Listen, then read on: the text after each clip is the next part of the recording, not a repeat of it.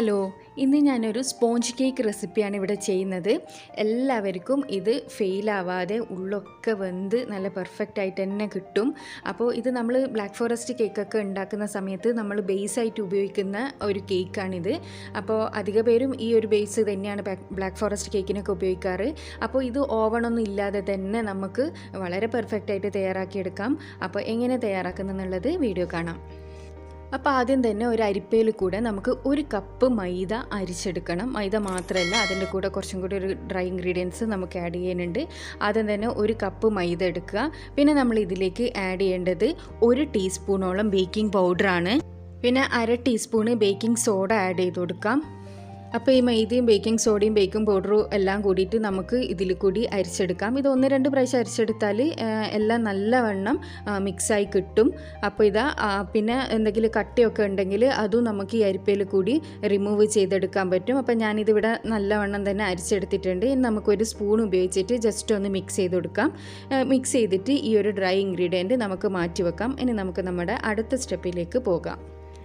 ഈ ഒരു മിക്സിയുടെ ജാറിലേക്ക് നമുക്കൊരു 3 മുട്ട പൊട്ടിച്ച് വയ്ക്കാം.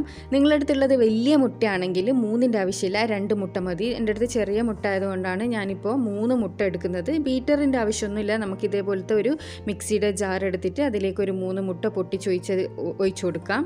ഇനി ഇതിലേക്ക് വേണ്ടത് 1/2 കപ്പ് ഓയിലാണ്. ഞാനിവിടെ സൺഫ്ലവർ ഓയിലാണ് യൂസ് ചെയ്തത്. വേറൊരു ഓയിലും എടുക്കണ്ട, സൺഫ്ലവർ ഓയിൽ തന്നെ യൂസ് ചെയ്യുക. പിന്നെ ഒരു 3/4 കപ്പ് ഞാൻ പൊടിച്ച പഞ്ചസാര ആഡ് ചെയ്ത് കൊടുക്കുന്നുണ്ട്.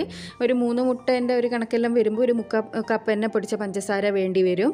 ഇനി ഇതിലേക്ക് ഞാൻ 3 ടേബിൾ സ്പൂണോളം കൊക്കോ പൗഡറാണ് ആഡ് ചെയ്ത് കൊടുക്കുന്നത്. കൊക്കോ പൗഡർ, പഞ്ചസാര, ഓയിൽ, മുട്ട, ഇതാണ് ഞാനിപ്പോൾ മിക്സിയുടെ ജാറിലേക്ക് ആഡ് ചെയ്ത് കൊടുത്തിട്ടുള്ളത്. 3 ടേബിൾ സ്പൂൺ കൊക്കോ പൗഡർ ഇട്ട് കൊടുത്തിട്ടുണ്ട്. ഇനി ഇത് നല്ലവണ്ണം അടിച്ചെടുത്ത് കൊണ്ടുവരണം. നല്ലവണ്ണം എന്ന് പറഞ്ഞാൽ നമ്മളൊരു 10 മിനിറ്റോളം ഇതിനെ നല്ലവണ്ണം അടിച്ചെടുക്കണം. കാരണം നമ്മൾ ബീറ്റർ ഉപയോഗിച്ചിട്ടല്ല, മിക്സി ഉപയോഗിച്ചിട്ടാണ് ചെയ്യുന്നത്.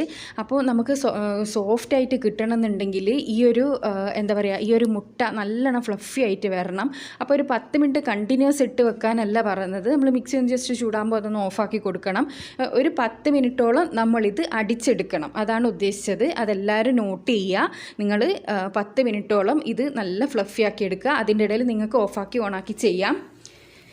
ഇപ്പോൾ ഇത് ഞാൻ 10 മിനിറ്റ് അടിച്ചെടുത്തതാണിത്. ഇത് നമ്മൾ ബീറ്ററിൽ അടിച്ചെടുത്ത പോലെ തന്നെ വളരെ നന്നായിട്ട് വന്നിട്ടുണ്ട്. ഇനി നമുക്കിതൊരു ബൗളിലേക്ക് മാറ്റിയെടുക്കാം. ഈ ഒരു കൺസിസ്റ്റൻസിയാണ് ഇപ്പോൾ ഉണ്ടാകുക. ഇത് നല്ലോണം ഫ്ലഫിയായി വന്നതാണ്. ബ്ലാക്ക് കളർ ആകുമ്പോൾ നമുക്ക് ശരിക്കും മനസ്സിലാവില്ല.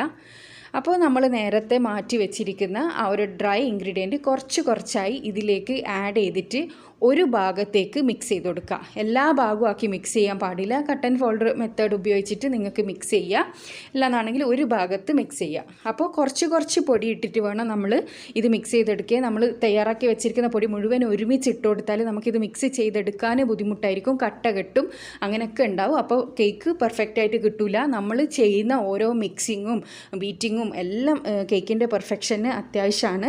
അപ്പോൾ ഇത് ഈസി മെത്തേഡാണ് ഞാൻ കാണിച്ചു തരുന്നത്. ഇതേപോലെ തന്നെ ഫോളോ ചെയ്യുകയാണെങ്കിൽ നല്ല അടിപൊളി കേക്ക് നിങ്ങൾക്ക് കിട്ടും.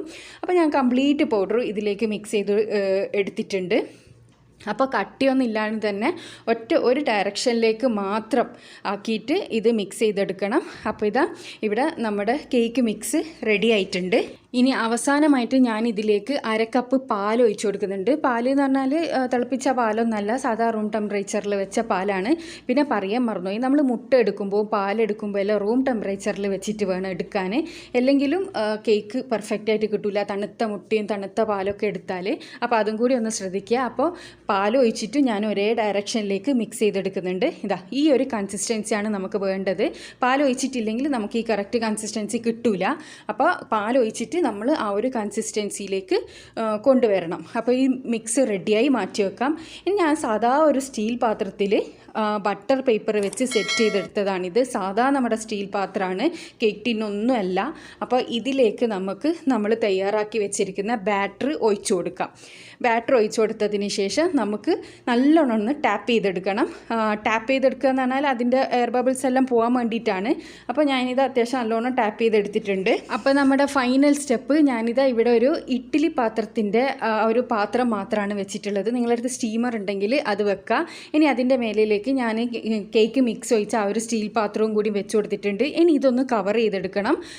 എൻ്റെ അടുത്ത് അലുമിനിയം ഫോയിൽ ഇല്ലാത്തത് കൊണ്ടാണ് ഞാൻ അലുമിനിയം ഫോയിൽ അല്ലാണ്ട് ബട്ടർ പേപ്പർ വെച്ചിട്ട് കവർ ചെയ്തത്. നിങ്ങളുടെ അടുത്ത് അലുമിനിയം ഫോയിൽ ഉണ്ടെങ്കിൽ അലുമിനിയം ഫോയിൽ വെച്ചിട്ട് കവർ ചെയ്യുക, അല്ലാന്നാണെങ്കിൽ ബട്ടർ പേപ്പർ ഉപയോഗിക്കുക.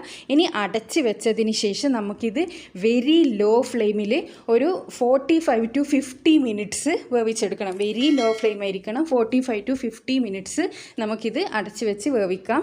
അപ്പോൾ ഏകദേശം ഒരു 45 മിനിറ്റ് ആയപ്പോൾ ഞാൻ ഇത് തുറന്നു നോക്കിയിട്ടുണ്ട്. നമ്മൾക്ക് നല്ലോണം ഇത് പൊങ്ങി കിട്ടിയിട്ടുണ്ട്. അപ്പോൾ ബട്ടർ പേപ്പറിൻ്റെ മേലെ ബട്ടർ പേപ്പർ ആയതുകൊണ്ട് അതൊരു ചെറിയ നനവുണ്ടാവും. അലുമിനിയം ഫോയിലാണെങ്കിൽ നമുക്കങ്ങനെ ആവില്ല.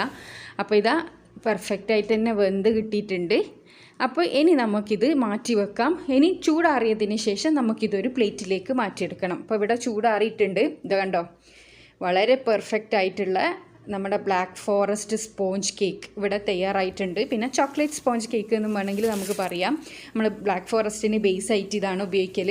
അപ്പോൾ നിങ്ങൾ കണ്ടോ, ഇത് എത്ര നല്ലോണം പൊങ്ങി വന്നിട്ടുണ്ട്. അതേപോലെ തന്നെ ഉള്ളു നല്ലോണം വെന്തിട്ടുണ്ട്, കരിഞ്ഞും പോയിട്ടില്ല. നമ്മൾ എല്ലാണ്ട് കുക്കറിലും പാനിലൊക്കെ ചെയ്യുമ്പോൾ ചിലപ്പോൾ അടിഭാഗം കരിഞ്ഞു പോകും, പിന്നെ മിഡിൽ വേവില്ല, അങ്ങനെയെല്ലാം ഓരോരോ പ്രശ്നം ഉണ്ടാവും. ഇതിനതൊന്നും വരില്ല, ധൈര്യത്തിൽ ചെയ്യുക.